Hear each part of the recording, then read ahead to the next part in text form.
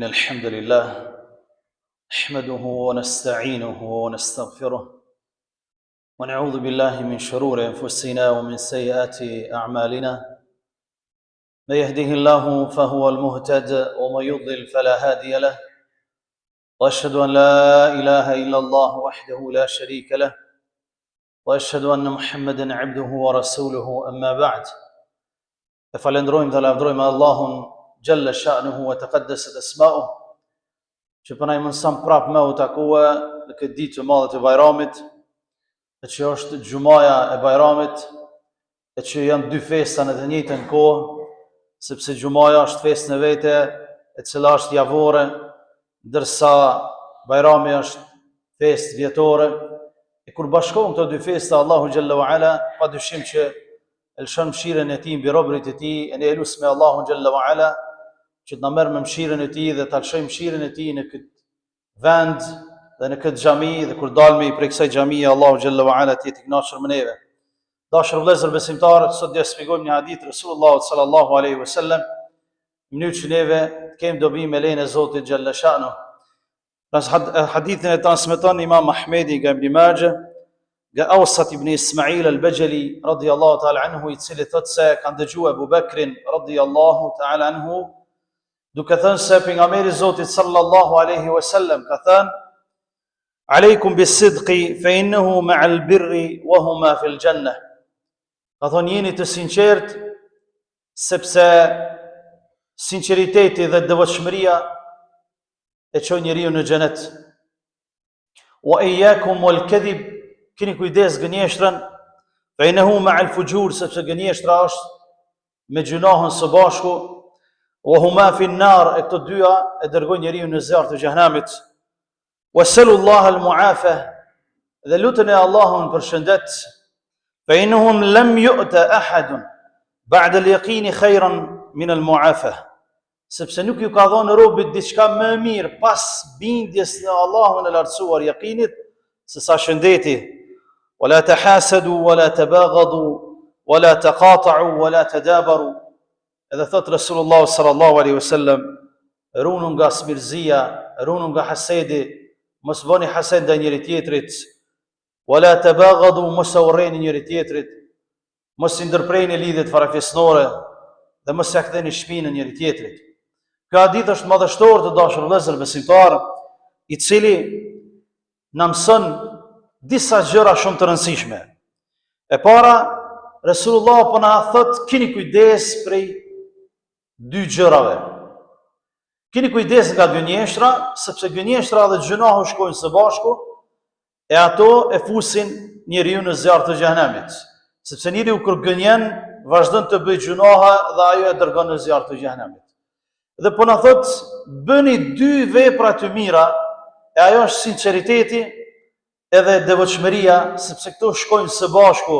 Ku njeriu është i sinqert me Allahun e lartësuar, padyshim që do të jetë i sinqert edhe me krijesat e tij, e këto dyja kur shkojnë së bashku e dërgojnë njeriu në xhenet.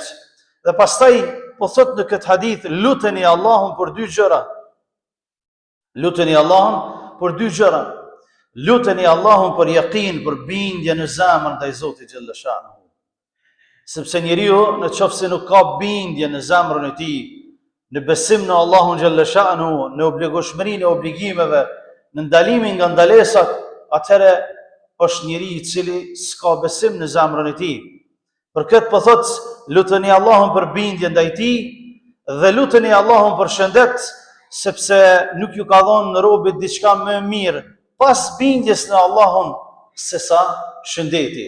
Sepse shëndeti e ruan njeriu me i shiju knatësia të kësaj bote, ndërsa yaqini, bindja, e bën që robi ta ruan veten e tij nga gjërat e lajthitura dhe i shijon të mirat e ahiretit. Pra, gjërat shkojnë së bashku njëra me tjetrën.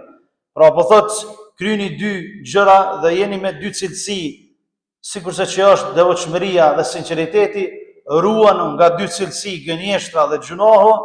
Luteni Allahun për këto dy cilësi, yaqinin, bindjen dhe shëndetin, dhe pastaj po thot keni kujdes nga katër cilësi të liga. Keni kujdes nga katër cilësi të liga.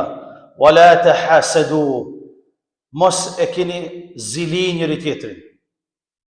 Mos e keni zili njëri tjetrin, sepse zilia e shkatron robin, e shkatron njeriu. Mos u bëni smirzi dhe hasedgji, se Allahu i ka dhënë filanit me pas inati, me pas zili, sepse kjo e shkatron robin. Wala tabaghadu, edhe mos e urrejnë njëri tjetrin, për arsye se kur njeriu ka këto cilësi, që janë hasedi, zilia, smira, pa dyshim që do të ketë urrejtje ndaj vllaut të tij. E pejgamberi Zotit thotë wala tabaghadu, mos e urrejnë njëri tjetrin. Po duani njëri tjetrin për hir të Zotit xhalla shanuhu, sepse kjo është cilësi e ligë. Pa dyshim që e dërgon njeriu në gjuna dhe e dërgon njeriu në mos sinqeritet dhe në gënjeshtër dhe pastaj e pason dënimi. Wala taqata'u, edhe mos i ndërprejnë lidhjet farafisnore. Sot është Bajram, dashur vëllezër. Ai i cili halos ka shku me bë Bajram të vllaut i tij, te kaxha i tij, te kushërit e tij, për shkak se hasedi ka qenë i madh në mesin e tyre dhe ka bërë që të ketë urrejtje në mesin e tyre, kjo nuk është në rregull. Kjo nuk është në rregull. Wala taqata'u, thot Rasulullah, mos i ndërprej lidhjet farafisnore. Po aga hoxha ata më kanë bërë kështu, ata po lejti ata Allah. Ti je i xhamis, nuk guxon me pas këtë cilësi. Pa marr parasysh çysh janë sjell të tjerët me ty. Cilësia jonë vrejet në këtë pikë, që ne nuk jemi si të tjerët. Njeriu i xhamis nuk është si të tjerët. Nuk urren, nuk bën hased, nuk ka zili, nuk ka inat. I lën të gjitha të këqijat anash, shkon dhe ja shtrin dorën vllaut të tij, axhës të tij, akrabas të tij për hir të Zotit xhalla shanu wa taqaddasat ismau. Wala taqata'u, mos i ndërprerni lidhjet farafisnore, thot Rasulullah sallallahu alaihi wasallam. Wala tadabaru, edhe mos ja ktheni shpinën njëri tjetrit. Sepse kur ka ndërprerje të lidhjeve farafisnore, ja kthejmë shpinën njëri tjetrit. E kush gëzohet? Gëzohet armiku i njeriu, shejtani alayhi la'natullah. Gëzohet armiku i njeriu. Prandaj dashur vëllezër, ky hadith është madhështor që ne si besimtar kemi cilësi të larta, të jemi të sinqert, të jemi të devotshëm, të mos gënjejmë, të mos bëjmë gjunohe, ta lusmi Allahun xhalla wa ala për yakin, për bindje ndaj tij. Ta lusmi Allahun për shëndet në mënyrë që të jetojmë me dinjitet në këtë dynjë, sepse sa njeri nuk ka shëndet. Ta lusmi Allahun xhalla wa ala që mos të kemi hased dhe zilin në mes vete, mos të kemi urrejtje në mes vete, mos të ndërprejmë lidhjet farafisnore, sidomos në festa sikurse që është Bajrami, dhe mos të kthejmë shpinën njëri tjetrit. Ne lusmi Allahun xhalla wa ala që të kemi këto cilësi të larta, të largohemi nga cilësitë e liga, të dalim në ndihmë njëri tjetrit, mos ja kthejmë shpinën njëri tjetrit, ta vizitojmë njëri tjetrin sidomos këtë festë, duke lutur Allahun xhalla wa ala që të na i pranojë qurbanin ton, namazin ton, ibadetet tona, vizitat ndërseta që kemi ndaj njëri tjetrit, duke lutur Allahun azza wa jall na fal neve dhe juve, na bashkojnë në xhenetin e tij ashtu siç na ka bashkuar në këtë xhami. Wallahu ta'ala alam. Aqulu qawli hadha wa astaghfirullaha li wa lakum fastaghfiruhu min kulli dhanbin innahu huwal ghafurur rahim.